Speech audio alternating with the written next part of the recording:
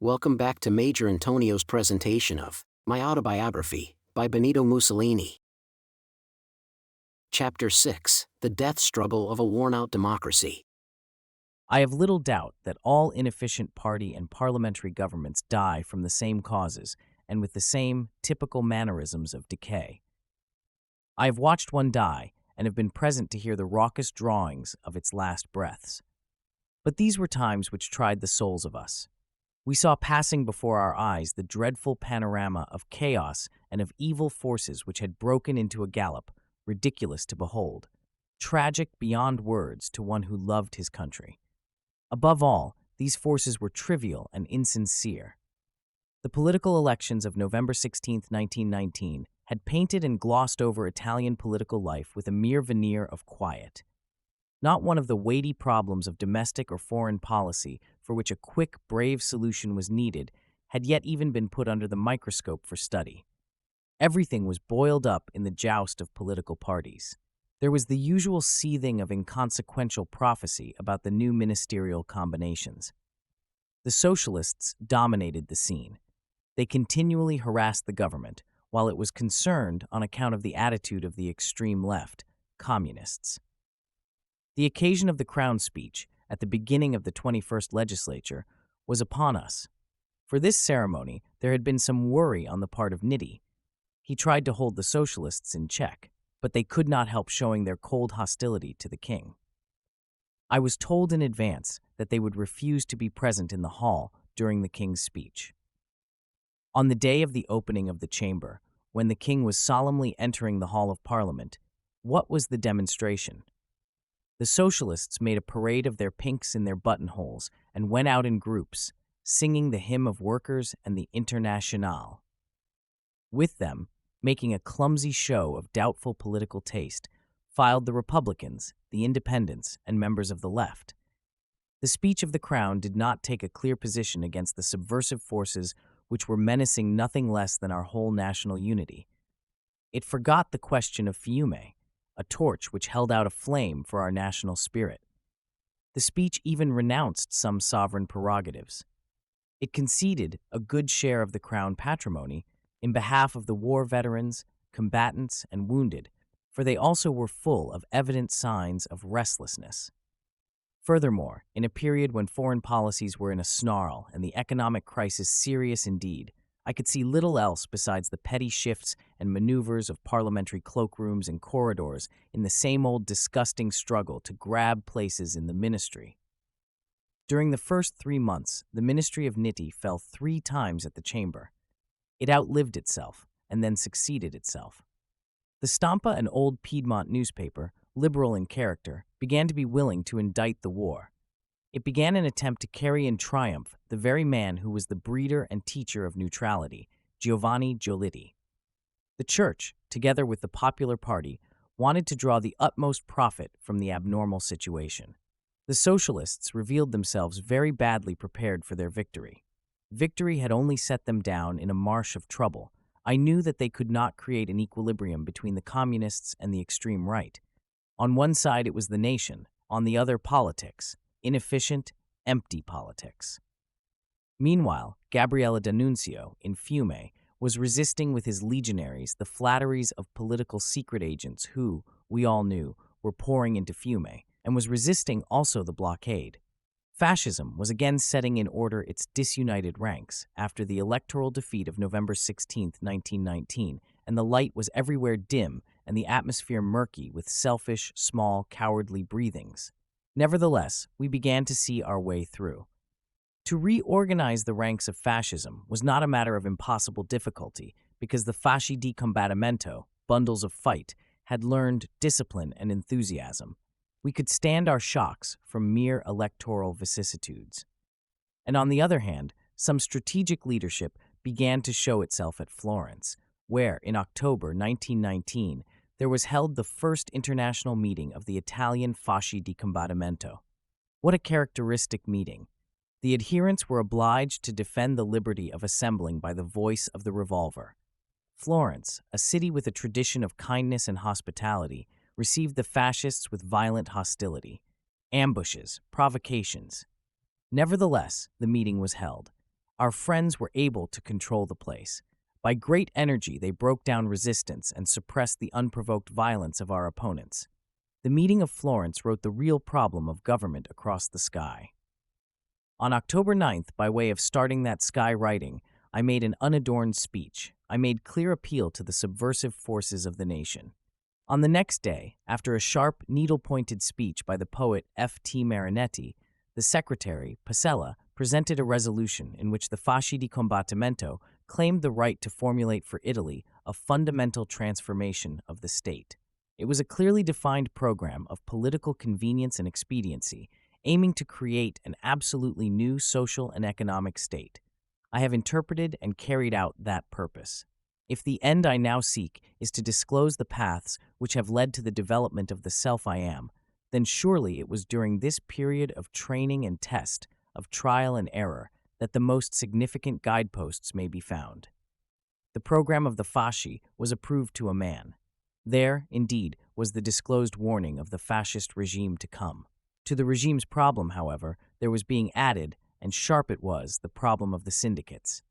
For that reason, during the afternoon sitting of October 10th, I myself proposed a resolution which declared adhesion to the movement of economic deliverance and autonomy of the worker. We sent a greeting to all those numerous groups of proletarians and employees who are not willing to submit to the leadership of political parties composed and controlled chiefly by little and big mediocrity, which is now trying, by impoverishing and mystifying the masses, to gain applause and salaries. I often wonder if other nations do not feel the same. The whole spirit of that meeting, which closed with a greeting for Fiume, was such as to rivet the old conception of the irreconcilable character of the fight. I arrived at Florence, coming from Fiume, where I had gone by airplane. There had been a long, affectionate, and definite heart-to-heart talk with Gabriele D'Annunzio about all that needed to be done in Italy. On my journey back, the plane, on account of the Bora, a violent wind of the upper Adriatic, was obliged to come down on the aviation field of Aiello in the province of Udine. Chafing under the delay, I continued my journey to Florence by train, where I came just in time to preside at the meeting and to take what may be called a lively part in our resistance against the violence of our opponents. At bottom, I was the most harassed in spirit of all who were there, but to the eyes of the glowing crowd, I was a patriot, a preacher of resistance, he who succeeded, through the violent articles written from day to day in the Popolo d'Italia, in beginning the smashing of Bolshevism. The meeting was ended in fascist style. We swore to see one another again. We promised ourselves victory at any price. I set out from Florence by auto to go to Romagna. The machine was driven by Guido Pancani, well known in Florence in his capacity of war volunteer and airplane pilot, a great athlete. In the same machine there were also the brother-in-law of Pancani, Gaston Galvani, and Leandro Arpinati of the railway workshops of Bologna, since then well known in the political clubs. When we came to Faenza, the auto stopped before the Orpheum coffee shop, where I met and greeted some old friends of mine. On continuing the trip, the auto, driven at full speed, crashed into a railway crossing with closed gates. Under our terrible impact, the first iron railing was broken to bits, and the auto was hurled over the rails onto the second barrier. We were all, with the exception of the driver, Pancani, flung yards away like toy men. I, who came out unhurt, and Arpinati, who had been lightly bruised, went shouting for help for our two friends, who were groaning in agony. People arrived. The injured men were laid down in our auto, which, dragged by oxen, conveyed the two wounded to the hospital of Faenza. During the surgical treatments, I also helped the two patients. I did what I could to comfort them. Finally, I departed again by train to Bologna. The incident might have had greater consequences, but fortune assisted me. I felt that the hatred of our adversaries had been my talisman. Already I have told how, after the electoral defeat of November 16, 1919, some of my friends were terrified, and others asserted how useless it was to go against the stream. They said, for there are always minds of this type, that it was much better to come to an agreement with the opposition, which in those days held all strategic political positions and dominated the parliament. Compromise, negotiation, and agreements were offered me. I rejected flatly any agreement whatever. I did not admit even one moment's thought of coming to a covenant with those who had repudiated our Italy in war and now were betraying her in peace. Not many understood me, not even those close to me. Two of my editors on the Popolo d'Italia, my newspaper, asked permission to leave. They made their excuses on the grounds that they had moved from their political streets and house numbers. They even accused me of having helped myself, during the electoral fight, with funds gathered by the Popolo d'Italia in the cause of smarting Fiume. So I have seen myself, a bitter experience, obliged to defend myself from those who had been my friends. I appeared before the convention of the Lombardian journalists, demanding opportunity to hear and be heard as to the charges made. My justification was ample and precise. The board was forced by the facts to do me justice. And afterward, without waiting for the hour of my triumphs, the self-same slanderers, it is fair to say, made honorable amends for their errors. But meanwhile, taking a pretext from this episode, there was launched against me the furious wrath of the Socialists and of the members of the Popular Party, led by the priests. Ferrets were sent to smell into my life. Soldiers and police were bribed. Secret inquiries were made into my everyday routine, into all my acts, all my beliefs. The deluded, the rejected, the unmindful, all whom my upright and fierce soul had fired at in some way or another, gathered against me. They could do nothing.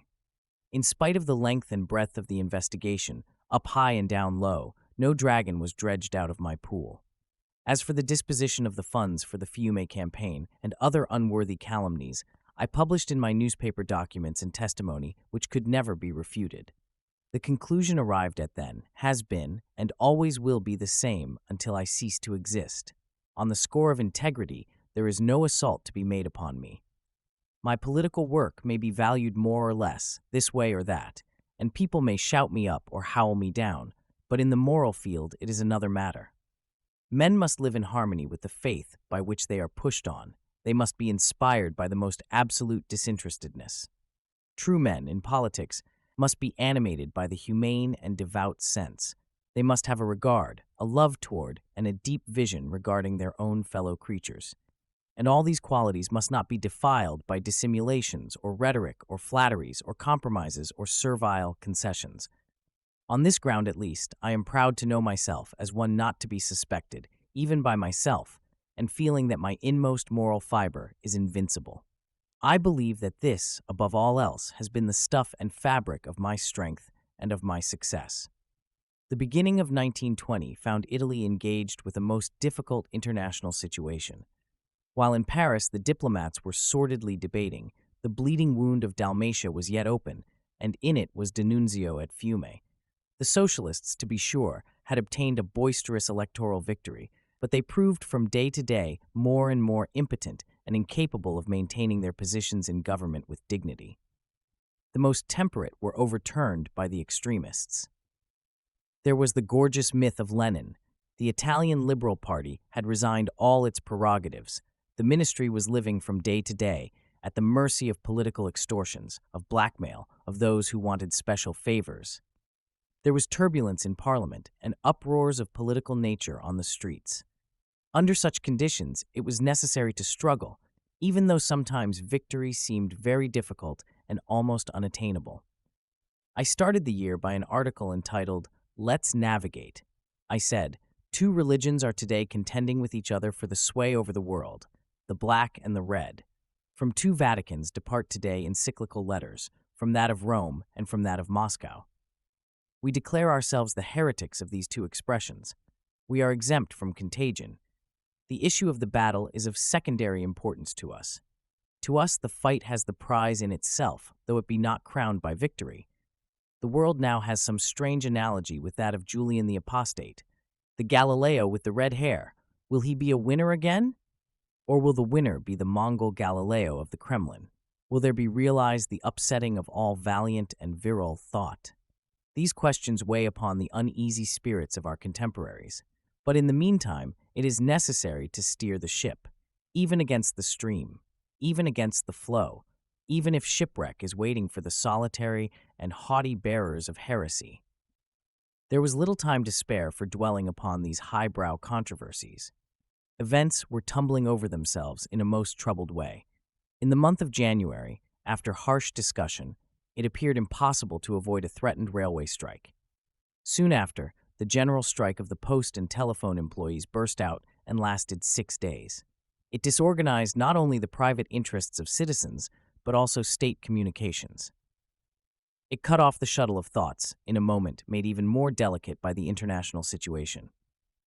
The Avanti, the official newspaper of the Socialist Party, of which I had once been editor, wrote on that occasion that the post, telegraph, and telephone offices were a luxury of modern times, that the ancient peoples had been great even without telegraphic apparatus. Who knows whether this gibberish came from a mocking spirit or from the kind of confirmed idiocy with which extremists are afflicted. The stated cause of the agitations was always economic, but in truth, the end was wholly political. The real intention was to strike a blow full in the face of the state's authority, against the middle classes and against disciplined order, with a view to establishing the Soviets in Italy. That was the plain purpose behind all the ornaments and masks. It is little realized how easily a combination of disorders can put a whole nation, by control of its exchanges and its communications in cities, in the hands of a tyrannous minority. In the midst of general hardships and of cowardice, of grumbling, of impotence, of the vaporings of dull critics, I, almost alone, had the courage to write that the state's employees, if they were right in view of the feebleness of the government, were wrong, in any case, toward the nation. To inflict upon a people the mortification of an ill-advised strike, to trample upon the rights of the whole, meant to lead men from modern civil life back again to tribal conflict. These dissensions, I wrote in my paper on January 15, 1920, are between function and government. The sufferer who suffers after having paid, the sufferer with the inevitable prospect of paying more, is the Italian nation. The word nation understood in the sense of human collectivity. And further on I added, the material damages of a strike of this kind are enormous, incalculable, but the moral damages at home and abroad are still greater. The moment chosen for the strike gives to the strike itself the true and proper character of a support to Allied imperialism. This is the culminating moment of the negotiations in Paris. This is the moment in which there is the one question, to get, finally, a peace. Why didn't the postal, the telegraph, and telephone operators wait 2 weeks more until the return of Nitti from Paris? Was it just written, was it just fatal, that the ultimatum to the government should fall due on the 13th? All this confirms the sinister political character of the act. As God pleased, on January 21st, the post and telegraph strike was ended, but already there had begun, on the 19th of January, a railway strike. It was a useless strike. The leaders of Red syndicalism had been willing to proclaim it at any price, even when it was against both the sentiment and the interest of the workmen themselves. I defined this strike as an enormous crime against the nation. The country was in desolation. Italy was in the claws of disorder and violence. The foreigners left our charming resorts and byways. The withholding of credit grew general among bankers, while catastrophic rumors held sway over the international world, entangling more and more our diplomatic negotiations. In the midst of the most unbridled egoism, the fascists firmly held their places during the strikes of the public services. I will not forget that some groups of our men, inspired by faith, thoroughly did their duty during these agitations. They faced with firm boldness the insults and threats of their striking fellow countrymen. Meanwhile, in the face of the righteous indignation of public opinion, some socialists began to feel timid. They tried to separate their responsibility from that of the leaders who had proclaimed the strike. On that occasion, in the Popolo d'Italia of January 21st, I published an article entitled Too Late. I thrust into the light, with words that later on revealed themselves prophetic, the real situation of socialism. The Turatians, I wrote, and by this word we intend all those who in Filippo Turati, the leader of the right, recognize their chief, should have been awakened before. Now the car is thrown upon the steep slope, and the reformist's brake is creaking, but it does not hold. Nay, it exhausts the strength of those who are dragging on the lever. At the bottom there is the impregnable massive wall against which the car will break to pieces. Out of the ruin will come wisdom. This was said also by the French fabulist La Fontaine. À quelque chose malheur est bon, à mettre un sot à la raison. It would be preferable, nevertheless, that the blockheads might restore their reason without plunging the nation into destruction and misery. The railway strike was protracted up to January 29th, and all the time diplomatic discussions were bringing us to disastrous compromises in our foreign policy. About this time, into the aridity of the disputes of classes, there was thrust an event colored with highest idealism. It was arranged that the suffering children of Fiume should be brought to Milan. They had been enduring the hardships of a blockaded town without economic resources. They were at the mercy of their own distress. Already the children of Vienna, the sons of our enemies, had obtained in Milan kind treatment. Was it not admissible that there should be found love and pity for the Italian infants of Quarnero? The episode of kindness, brought about by the Fascists with the consent of the Fiume command, resounded throughout Italy. Great manifestations of joy greeted these children at every junction or way station of their journey. The censors of the press, however, prevented us from writing of the triumphal journey of these children. It was all part and parcel of a program systematically to slander our spirit, which always stamped the political handicraft of Nitti like an ugly hallmark on a leaden spoon. This man, in order to justify his vile and inept diplomacy, dared to deliver in the chamber a speech on the Fiume question with a friendly intonation toward the Slavians, at the very time that Wilson was pressing his even stranger project to create of Fiume and Zara two isolated, detached, aborted free cities under the control and the authority of the League of Nations. On the next day, February 8th, my newspaper bore on the first page the following headline: The Abominable Speech of H.E. Kagoya, the Snail. By this surname, Gabriella D'Annunzio had stamped F.S. Nitti, and the term had become popular. Following the headline was a short editorial of mine, entitled Miserable. In it, after having set forth again in a few words the painful history of the negotiations in Paris, I concluded, the truth is that Nitti is preparing to go back again. He goes to Paris in order to give away his shirt. Before the stubborn Juglo-Slavian irreconcilableness, our Kagoya knows nothing better than to wail, weep, and yield. The whole tone of his speech is vile, dreadfully vile. Not in vanquished Germany, nor in Austria, has there been so vile a minister as Nitti. If there had been one, he could not have lasted. This one is the minister of runaways, of autolesionists. He is the minister of Modigliani, the man of peace at any price. By trying to remember continually that the objectives of Italy were Trento and Trieste, Kagoya offers arms to the Yugoslavian resistance. The peace of 1866, in comparison, is a masterpiece with that offered by his indecency. On his next journey to Paris, Kagoya will make another renunciation. Zara, Valona, who knows?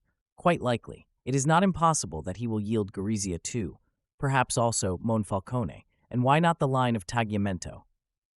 Maybe only by this price can we hope for the friendship of Yugoslavia. Before such infamy, we feel that it would be preferable to be citizens of the Germany of Nasca than subjects of the Italy of Kagoya. We have before us days of dolor and shame, worse than those of Caporetto, worse than those of Abba Karima. We will recover our strength, but first there is someone who will be forced to pay.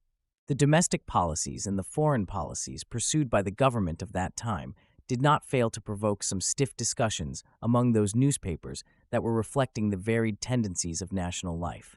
The Stampa, at the head of which was Senator Frassati, who some time later was to be selected as ambassador to Berlin, was one of my targets. I violently attacked it because of the program it adopted. It gave itself airs as if it would be the redeemer of our fatherland.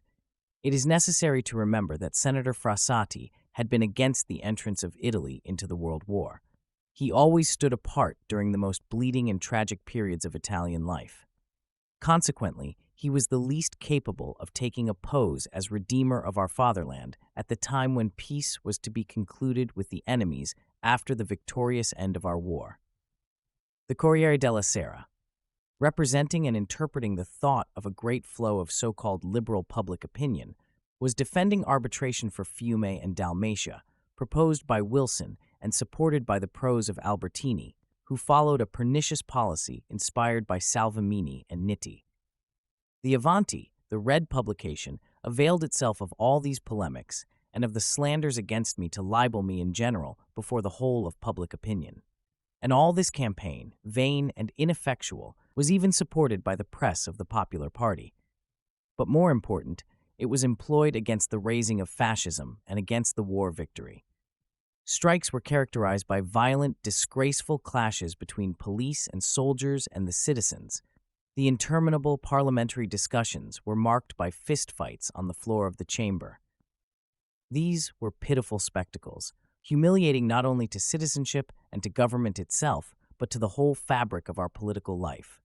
In the short cycle of a few months, there had been 3 ministerial crises, but Nitti always came back to power. The question, as always in a democracy gone drunk with compromise of principles, was one of mutual concessions and very heavy ones. Miserable, useless. Nobody was thinking of the rebuilding of social order in a nation which had won a bloody war and which had to face the fact that it was living in the presence of a world of moving realities. Fascism, unique lighthouse in a sea of cowardice, of compromise, and of foggy, plum-colored idealism, had engaged itself in battles. It was overpowered by mere blind multitudes. I was the bullseye of the target of the government of Nitti. He unloosed against me all his hounds, while his journalists tired themselves in vain to note down my contradictions in political matters. The Socialists, mindful of my moral and physical strength, covered me with their vengeance and their ostracism. At least, they roamed at a distance. They were cautious and far off the trail of real things. During one of the many evenings when Milan was at the mercy of these scoundrels, I found myself surrounded and isolated in a café of the Piazza del Duomo, the central hub of the Lombardian metropolis. While I was sipping a drink, waiting for Michele Bianchi, 100 socialists and loafers hemmed in the café and began hurling abuses and insults at me. I had been recognized. Perhaps they intended, in their collective wrath, to give me a beating in order to place on my person the vengeance they had long since had in mind. The crowd, growing in numbers, became more and more menacing, and so the owner of the café and the female cashier hastened to pull down the shutters. She invited me, according to the fashion of those disorderly times, to go out because I was endangering their interests. I did not wait for a second invitation. I am used to facing the rabble without fear. The more there are of them, the more a man can move toward them with a sure courage, which to some may appear as an affectation. I cannot say that there was any reluctance on my part to face these cowards. I looked at the leaders and said, "What do you want of me? To strike me? Well, begin, then be thereafter on guard. For any insult of yours, any blow, you will pay for dearly." I remember the picture of that wolf pack. They were silent. They looked furtively at one another. The nearest withdrew, and then suddenly fear, which is as contagious as courage in any crowd of people, spread among the group. They backed away. They dispersed, and only from a distance flung their last insults. I recite this incident because it was typical of the usual occurrence in the life of a fascist. But it must be remembered that in other cases the end was quite different. Beatings, knife thrusts, bullets, assassinations, atrocities, torture, and death. In these days, there began to develop a contest between General Diaz, victor of our last campaign, and Nitti. The London Pact, which had given Italy certain promises, broke down. The Adriatic coastline was in a state of complete insecurity. Absurd rumors spread in the diplomatic clubs. The danger of seeing the Yugoslavians settled along the whole Adriatic shore had caused a bringing together in Rome of the cream of our unhappy regions. Students, professors, workmen, citizens, representative men were entreating the ministers and the professional politicians. There was an appeal from all the groups representative of the best Italian life in behalf of Dalmatia. All these forces of righteousness, on the occasion of the anniversary of Italy's entry into war, organized a Dalmatian parade with the object of dedicating, in the name of the fatherland, their indestructible loyalty to their country. Then, in the capital, came about an episode which is still vivid in our memories. It raised general indignation. The Royal Guards, a new police corps created exclusively to serve the designs of the Nittian regime, took the parade by storm. They fired gunshot volleys. Many victims dropped, and some 50 were wounded. This was the most unworthy episode that ever happened under the sky of Rome within any memory. And as if this assault and outrage were not sufficient, the Dalmatians living in Rome were arrested, including the women. Very few dared to raise their protests. Supine victims and bullying authorities were the fashion. In the chamber, certain deputies, among whom were the nationalist writer Luigi Siciliani and Egilberto Martir, moved interpellations which found no echo. From the columns of the Popolo d'Italia, I spread far and wide my contempt. I hurled anathema against the system by which a whole people were disgraced. My cry had some echoes in the Senate. In that Senate, where in historic hours some great name always rose up to defend the dignity, the right, and the nobility of the Italian people. A group of senators, at the head of whom was the Generalissimo Diaz, presented the following motion. Quote, "The Senate regrets the methods of government which, by tolerating a want of discipline, destructive of the state's power, diminishes the glorious victory of our arms and the admirable resistance of our people. It threatens any cooperative work for the prosperity of the unified fatherland and the peaceful attainment of every civil progress. These are methods opposite to Italian tradition, and they have culminated in the violent repression of a patriotic manifestation on May 24th with the arbitrary arrest of Dalmatians and Fiumeans, guests of Rome." Unquote. Among the signatures, with the name of Diaz, were to be seen the names of the Senator Attilio Hortis, a celebrated historian, of Admiral Taun de Revel, and of many personalities of high Italian culture. The signers were 64, among whom were the 4 vice presidents of the Senate. The motion, in addition to its hint to awake Italian tradition, had strength and vigor, and disdain for the outrage done to the Italian war victory. The leader of that disdain, before all others, was Armando Diaz. The Generalissimo bore about him the glory of Vittorio Veneto. He saw from day to day that his fine and lofty idealism as soldier and chieftain was fading away. The Nitti government, part and parcel of a decadent party and futile parliamentary system, the Nitti government, bearing the stamp of mere pandering for favor and burned with the brand of politicians scrambling for power without regard for the nation and without brave idealism, fell ingloriously for the 3rd time. Giolitti came back. After so many humiliations and oscillations, Parliament and the political system had revealed itself as an assembly wholly unworthy to control or guide the destinies of a people. At the 3rd fall of Nitti, Giolitti, of whom it may be said that he made the premiership a profession, came back upon the scene. His return gave some of us the impression that he was a kind of a receiver in bankruptcy for so-called self-government. Justice requires our recognition of a great rectitude in the private life of Giolitti. We cannot say so much for his rectitude in his political character.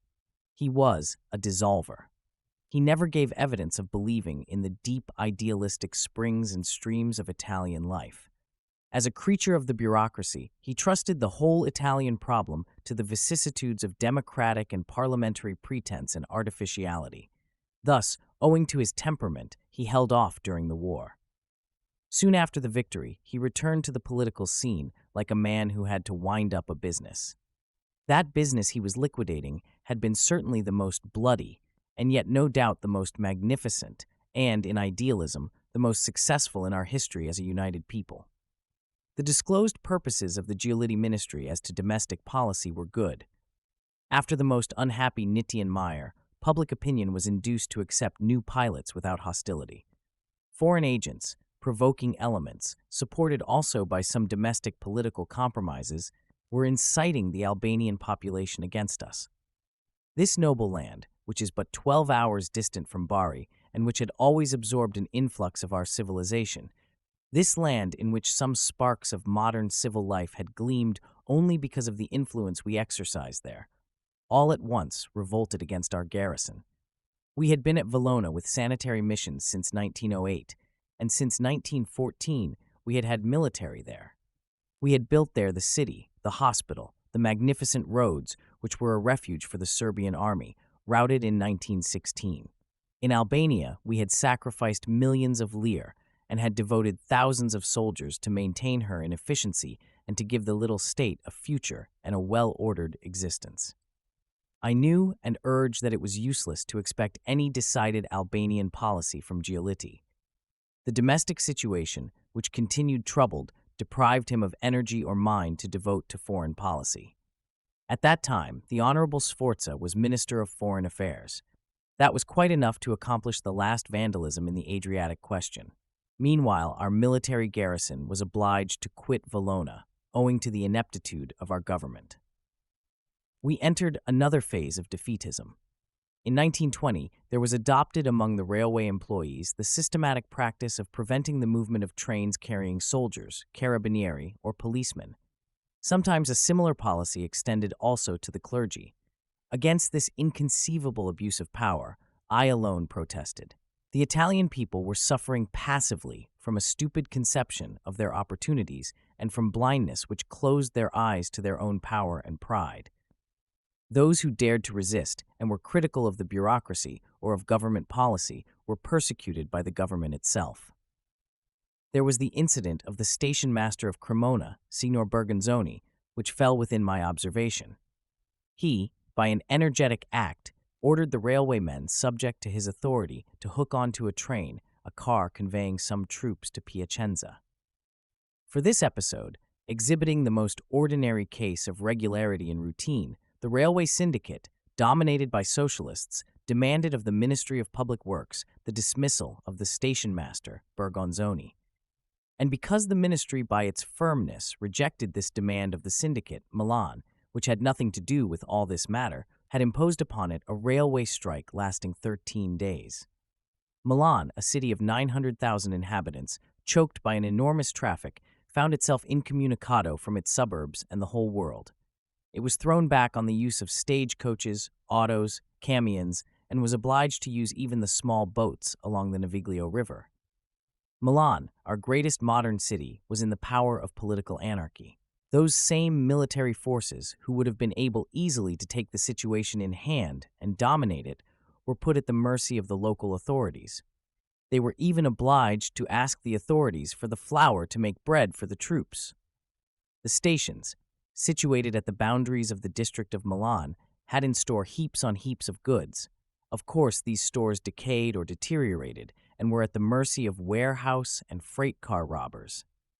At length, after 13 days, on the morning of June 24th, and after a meeting on behalf of the striking railway employees, during which there was a fusillade of firearms, with dead and wounded, the railwaymen, overpowered by the indignation which had spread through the whole body of citizens, were convinced that it was better to return to work. But the state's authority was dead. It was now ready for the grave. The Giolitti ministry muddled amid a quantity of financial difficulties. Giolitti himself hoped to be able to appease the Socialists with the project of general confiscation of all war profits, and still more with a plan to institute a strong tax on hereditary succession. This latter measure, wholly socialistic, would have annihilated the family conception of a patrimonial line. It would have threatened the rights of an owner to bequeath to his heirs his riches with his name. It had consequences which were not only economic, but also moral and social. Capital as an institution is only in its infancy. The right of disposal is necessary to foster the functioning and development of this instrument of ambition, of human welfare, and of civilization. In international policy, Count Sforza, Minister of Foreign Affairs, concluded the Agreement of Spa, signed the Protocol of Tirana with the renunciation of Valona and Albania, signed the weak Treaty of Sèvres with Turkey, and prepared by fits and starts to attempt an end also of the question of Fiume. This last happened at the conclusion of the Treaty of Rapallo. The application of the Pact of London, by which Dalmatia was assigned to Italy, seemed to have been twisted without a single justifiable reason into something not to be argued.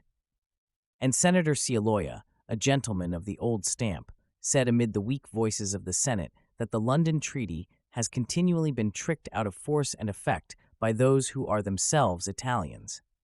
Believing with all my being that it was necessary to stop the flood of decadence in our foreign policy, I began to use our fascisti organization and the Popolo d'Italia. I tried to raise some dikes. It was difficult to hold back the dirty water. There was a tendency to go toward communism, whatever the cost. The power of Lenin, I admit it, had assumed a quality of potency only paralleled in mythology. The Russian dictator dominated the masses. He enchanted the masses. He charmed them as if they were hypnotized birdlings. Only some time afterward did the news of the dreadful Russian famine, as well as the information furnished by our mission, which had gone to Russia to study Bolshevism, open the eyes of the crowd to the falsity of the Russian paradise mirage. Enthusiasm ebbed away little by little. Finally, Lenin remained only as a kind of banner and catchword for our political dabblers. The aviation fields of Italy had been closed. The machines were being dismounted. There had been, however, some attempts to engage in civil aviation. One of the most unhappy and dramatic episodes of that time came out of the sky above Verona. Returning from a trip to Venice, a big airplane fell upon the city. The mishap caused the death of 16 persons, including the pilots. Among the dead, there were several journalists from Milan. The tragedy affected all Italy. Mourning was general. But to my horror, the authorities seized this opportunity to abandon discussion of aviation and to dismantle the few machines, motors, and wings which were left. It was just at that period that I wanted to take lessons to become a pilot. The machine which crashed in Verona had been guided by a neighbor of my birthplace, Lieutenant Ridolfi. His body was carried to the churchyard of Forli. I had gone to Forli for a rest with some political friends. My reception in my own home district had been cold and even hostile. My efforts to be agreeable and my willingness to learn to fly just after Ridolfi had lost his life seemed to be quite wasted. Anything in those days that did not have a material value seemed to be superfluous. Those were years when men's hearts were gray. For the same reason, the state for which Gabriele D'Annunzio was preparing a durable form in Fiume did not catch the imagination of mankind. But I did not give up. I repeated my flights. I flew over Mantua with the staff of the Popolo d'Italia.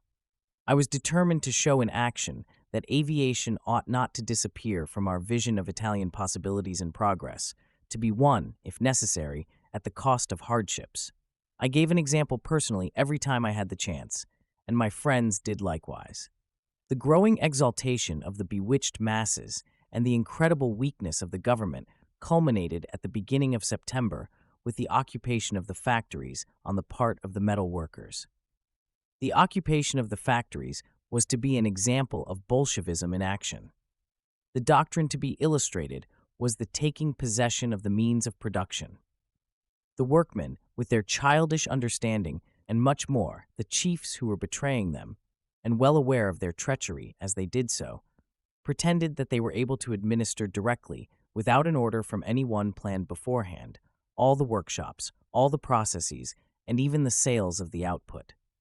In truth, though it is not commonly realized, they did nothing but make some sidearms, such as daggers and swords.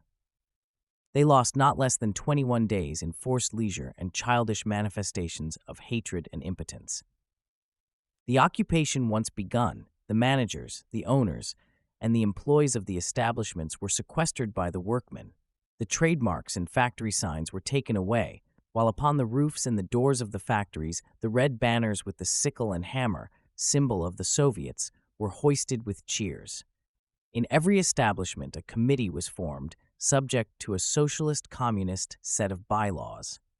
Telephones were used to threaten all who were keeping out of the movement, and who, like us of the Popolo d'Italia, were setting out to war against this grotesque Sovietist parody. The seizure of the factories was accompanied by the most ferocious acts.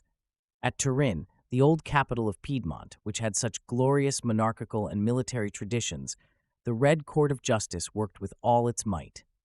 Mario Sonzini, a nationalist and patriot, who had gone over to fascism among the first, was arrested by the workmen and given a cruel and grotesque revolutionary trial. He was riddled by bullets, and his body was then thrown into a ditch. Somebody had a kind Christian thought and threw him into the smelter ovens, but as these were extinguished and as cold as industry itself, somebody else thought to put an end to the poor martyr by beating and kicking out what remained of life. Sonzini's guilt was only that he was a fascist. The same fate befell others. To this kind of inhuman brutality, not even the women were strangers. Apparently a bestial type of cruelty had taken hold of men and women drunk with licentiousness. The newspaper Avanti on that occasion reported this barbarous murder as follows. It may happen in life for one to be nationalist, to pass to fascism, to reflect the tendencies of order, and to be nevertheless arrested and shot to death. This is an average stroke of destiny. The occupation of the factories in several Italian towns was merely an opportunity for violent demonstrations. There were dead at Monfalcone, there were dead in Milan, and there were dead in other towns on the peninsula. Our credit abroad had been extinguished like a puffed-out candle. Even after the conclusion of peace, there was little thought any longer devoted to a rehabilitation of our nation. One could feel a clear sensation of collapse. The printing press began to spew out paper money. It was necessary to increase circulation. It was necessary to have recourse to inflation to prevent our economic life from going into complete ruin. After 10 years, we are still feeling the burden of the consequences of that inauspicious period. The exigencies of such artificial finance hastened the wreck. I denounced the peril in a series of articles in a debate with Maida, a member of the chamber, a man believed to be erudite in public finance. I can say now that nobody in that murky time had the ability to indicate any clear course to the Italian people. In financial matters, we were going straight toward utter ruin, and playing an accompaniment on the strings of his foreign policy, Sforza was continuing his series of renunciations.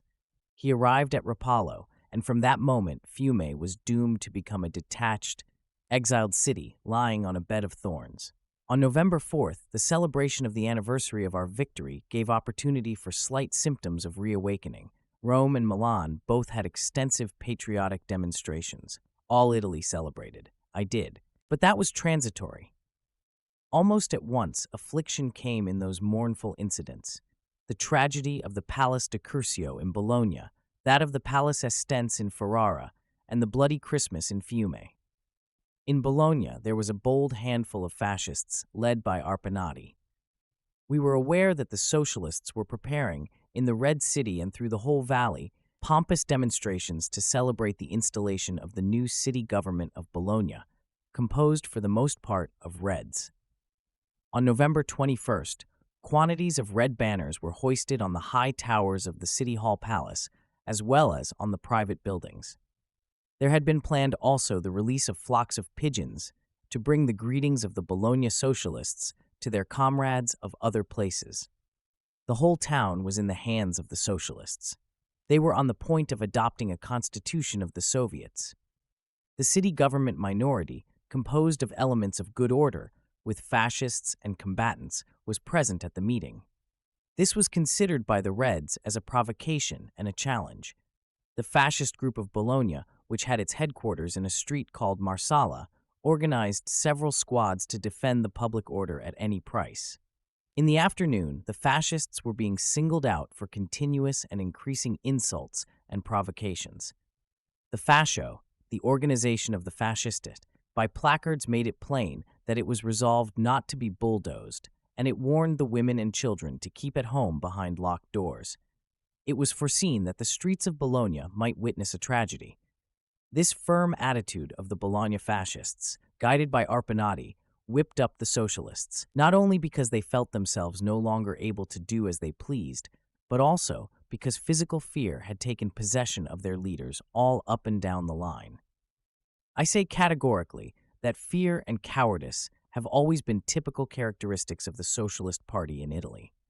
At the moment, when about 30 fascists formed in tiny squads and tried to go from Indipendenza Street, the open space crowded with the Socialists, there came a general scattering and a disordered shouting and clamor. A portion of the terrified crowd poured over to the city hall and entered the courtyard. The Socialists, barricaded there, as in a fortress, blinded by their own base fears, supposed that all the fugitives were fascists. They feared that the city hall might be invaded. Therefore, they threw from above upon the crowd hand bombs with which they had armed themselves. This increased the general terror in the crowd. Many of the people ran off, tearing up their tickets of the socialistic organizations. While these events were going on around the palace and in the courtyard, in the hall of the city council, there exploded a sudden tragedy. The Red members of the council, frightened by the apprehension of a fascist invasion, thronged for the most part toward the exit. Some of them, however, preferred joining the public. Composed of red elements, some flung themselves against the little group of the council conservatives. The first shots were now heard in the hall. The guards, not to be caught, threw themselves upon the ground. The few minority councillors, among whom were the advocate Giordani and advocates Oviglio, Biaggi, Calliva, Manarese, firmly kept their places, offering a conspicuous mark for wrath whipped up by fear. Somebody fired. The bullet missed Oviglio by a miracle. But a second shot killed Lieutenant Giordani, a Bersaglier, mutilated in war, hated for his record by the Reds. Meanwhile, the organizers of the bloody riot were continuing to hurl bombs, as if they had gone out of their minds, into the square crowded with people, and they hit fugitive socialists under the impression that their victims were fascists. Horrible was the carnage and the butchery. Something of the same kind happened a little later at Ferrara, on the occasion of a great socialistic manifestation which was to have taken place in the historic castle of the Estensi. A column of fascists, advancing to the spot of the meeting, met a fusillade of lead. The fascists left on the ground 3 dead and numbers of wounded. Ferrara, the Red, Ferrara, in which all municipalities in the province were in the hands of the socialists. Ferrara, which had threatened to arrest its own prefect, passed hours in anxiety. The same exasperated passion of Bologna seized the noble province of the Estensi. I felt, however, that one could catch a glimpse of tragedies which were mere preludes to certain revolution. What revolution? I called to Milan the responsible chiefs of the fascist movement, the representatives of the Po Valley, of Upper Italy, of the towns and countrysides. Those present were not many, but they were men resolved to take any risk. I made them understand, as I had suddenly understood, that through newspaper propaganda, or by example, we would never attain any great successes. It was necessary to beat the violent adversary on the battlefield of violence. As if a revelation had come to me, I realized that Italy would be saved by one historic agency, in an imperfect world, sometimes inevitable still, righteous force. Our democracy of yesterdays had died. Its testament had been read. It had bequeathed us naught but chaos. This concludes today's reading of my autobiography, by Benito Mussolini. Join us also the day after tomorrow for the subsequent part. Subscribe to Major Intonio's channel. Thank you for listening, and so long.